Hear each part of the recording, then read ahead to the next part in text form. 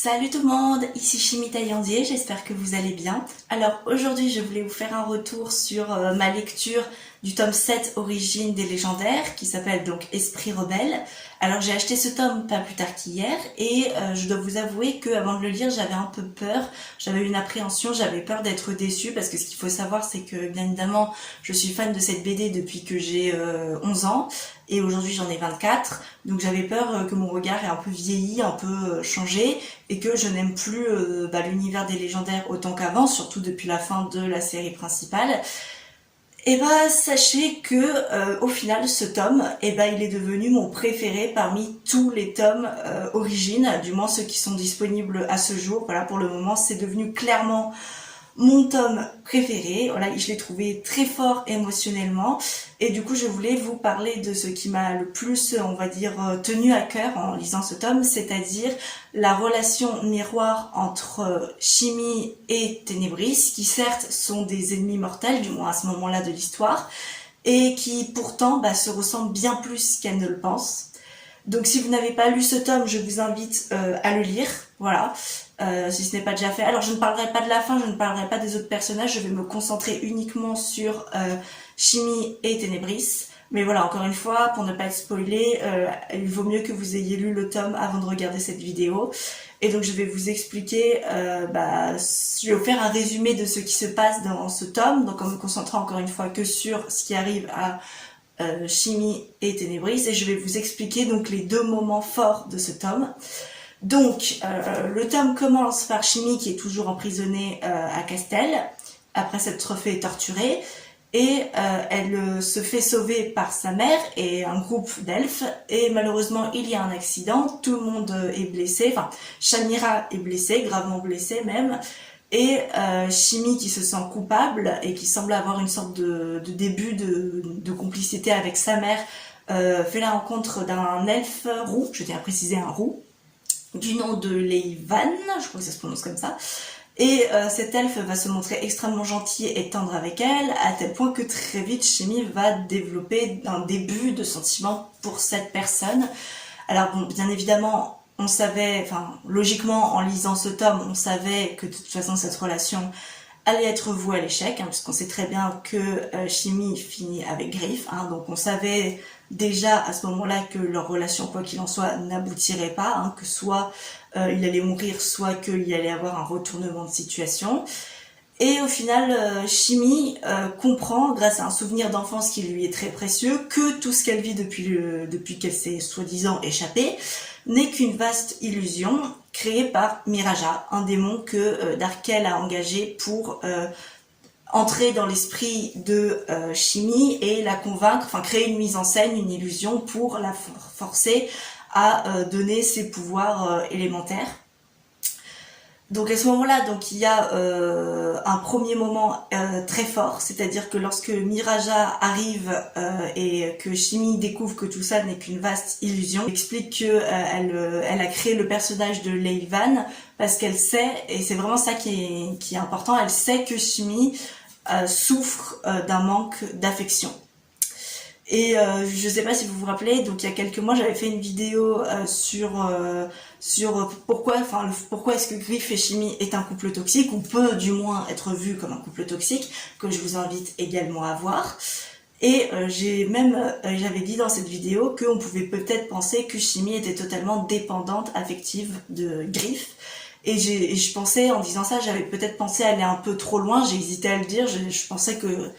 c'était un peu trop, et finalement en lisant ce tome, je me suis rendu compte que ce que je disais était en fait finalement totalement vrai,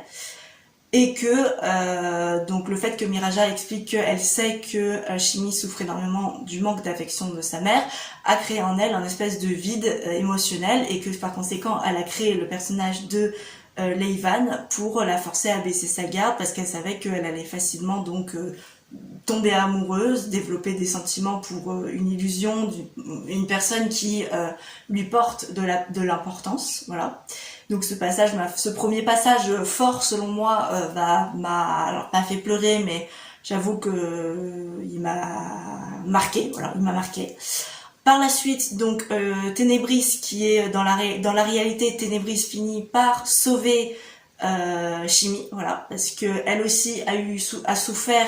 Parce que ce qu'il faut savoir, c'est que quand elle a été jeune, Ténébris a également connu Miraja, qui l'a également torturée psychologiquement pendant des années et des années en lui faisant vivre des morts atroces. Et que par conséquent, même Ténébris, qui est pourtant méchante,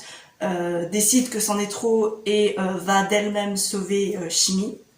après l'avoir torturée, hein, parce qu'il faut se rappeler que quelques heures, ou plutôt c'est elle qui était en train de la torturer, si je ne dis pas de bêtises, et elle décide finalement contre toute attente d'aller la sauver de Miraja. Et arrive alors le deuxième moment fort, c'est-à-dire que certes à ce moment-là, Shimi et Ténébris sont loin d'être les meilleures amies du monde, hein, elles se détestent, je pense, hein, elles sont clairement ennemies mortelles, hein. Et puis il faut se rappeler que dans le tome 9 de la série principale, Shimi va essayer de tuer Ténébris, ce qui bien évidemment est totalement compréhensible, surtout quand on sait ce qui arrive à la fin du tome, mais encore une fois, je n'en dirai pas plus. Et ce qui m'a vraiment marqué, c'est qu'on a donc déjà un combat final assez intense et beau, je trouve. Et ce qui m'a également marqué, c'est qu'une fois Miraja vaincue, tuée par Ténébris, cette dernière va pleurer. Voilà, elle va prendre le corps de Miraja dans ses bras et pleurer après lui avoir donné le coup de grâce. Et Shimi ne comprend pas. Elle lui dit mais pourquoi tu pleures cette personne? C'était une psychopathe clairement. Et pourtant Ténébris pleure la mort de Miraja en disant qu'elle s'est attachée à cette personne parce que même si elle a été vraiment sadique et horrible avec elle pendant des années en lui faisant vivre des atrocités, bah c'est l'une des personnes, la seule personne qui aurait cru en elle pendant des années, même plus que son propre père, et peut-être même plus qu'évidemment que Razia, que Corbeau, hein, puisqu'il faut savoir qu'elle est toujours à ce moment-là amoureuse de Corbeau et qu'elle vient de le perdre, hein. D'ailleurs c'est évoqué dans le tome qu'à un moment Darkel brutalise Ténébris en lui disant qu'il ne la reconnaît plus depuis que Corbeau est parti et qu'elle semble s'être radoucie, voilà, et que en fait elle souffre également d'un manque d'affection à tel point qu'elle va donc pleurer la mort de Miraja malgré le fait qu'encore une fois elle lui a fait vivre des atrocités. Et c'est tellement triste parce que Shimi en fait ne le comprend pas ça. Et en fait quand on lit ce passage, moi je me suis dit mais Shimi, tu comprends pas qu'en fait en réalité ce que vit Ténébris, ce que ressent Ténébris, c'est exactement la même chose que toi, parce que toi tu étais prête à tomber amoureuse rapidement tu étais prête à tomber amoureuse d'une illusion parce que tu souffres énormément du manque d'affection de ta mère. Et donc du coup ce tome, bah, j'ai trouvé qu'il était vraiment très beau. Bon, encore une fois, il y a plein d'autres choses qui se passent dans ce tome, hein, mais je me suis concentrée uniquement sur